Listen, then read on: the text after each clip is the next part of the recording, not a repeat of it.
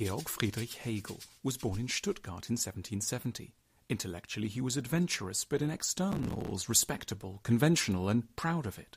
He ascended the academic tree and reached the topmost branch, head of the University of Berlin, when he was 60 years old. He died the following year. Hegel wrote some very long and very famous books, among them The Phenomenology of Spirit, The Science of Logic, and Elements of the Philosophy of Right. But, we'll be frank, he wrote horribly. His work is confusing and complicated when it should be clear and direct. He tapped into a weakness of human nature, to be trustful of grave-sounding, incomprehensible prose. This has made philosophy much weaker in the world than it should be, and it's made it much harder for us to hear the valuable things that Hegel has to say to us, amongst which a small number of lessons stand out. Firstly, important parts of ourselves can be found in history. In Hegel's day, a standard European way of looking at the past was to consider it as primitive and to feel proud of how much progress had been made to get us to the modern age. But in his book, The Phenomenology of Spirit, published in 1807, Hegel argued that every era can be looked at as a repository of a particular kind of wisdom. This means we need to go back in time to rescue things which have gone missing. So, for example, we might need to mine the history of ancient Greece to fully grasp the idea of what community can be, something which has been lost in the modern age.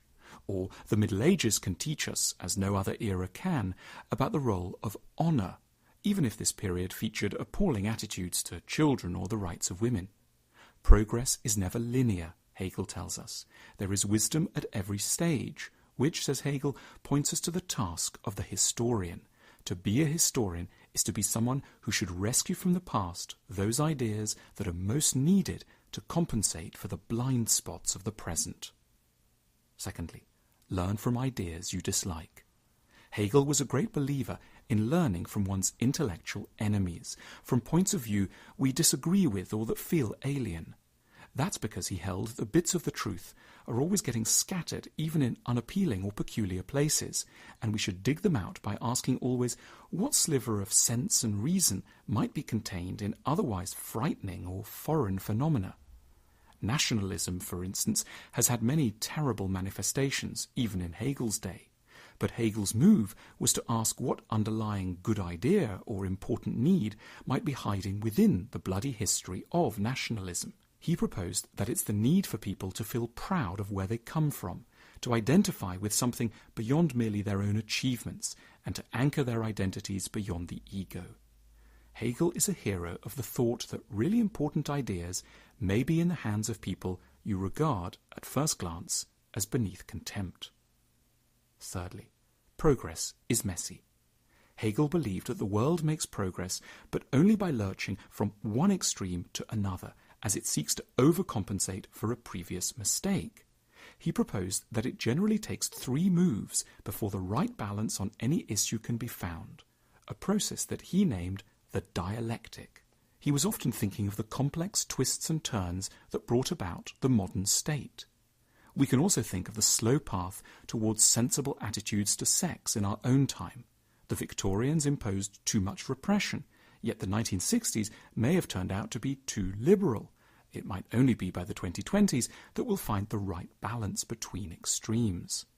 All this can seem the most appalling waste of time, but Hegel insists that the painful stepping from error to error is inevitable, something we must expect and reconcile ourselves to when planning our lives or contemplating history books.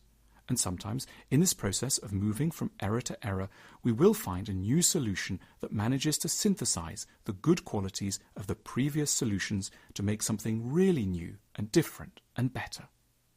4. Art has a purpose. Hegel vigorously rejected the idea of art for art's sake. Painting, music, architecture, literature, and design all have a major job to do.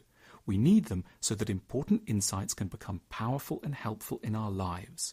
Art is, in Hegel's formulation, the sensuous presentation of ideas. Just knowing ideas often leaves us cold. For example, in theory, we believe that conflict in Syria is an important one.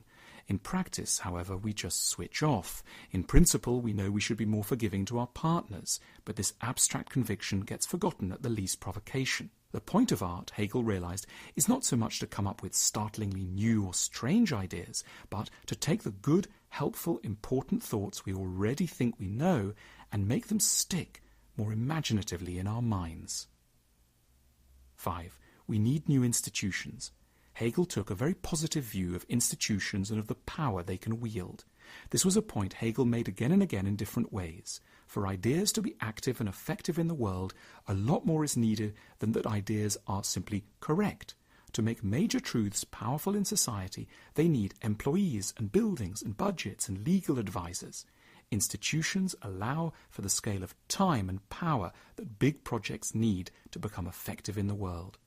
So, as new needs of a society get recognized, they should ideally lead not just to new books, but to the formation of new institutions. Nowadays, we might say we need major new institutions to focus on relationships, consumer education, career choice, mood management, and how to bring up less damaged children. Hegel helps us to see valuable insights where we might initially resist them, in art, in institutions, in the ideas of our enemies, and in the strange mistakes of the past. His insight is that growth requires the clash of divergent ideas, and therefore that it will be painful and slow. But at least once we know this, we don't have to compound our troubles by thinking them abnormal. Hegel gives us a more accurate and hence more manageable view of ourselves, our difficulties, and where we are in history.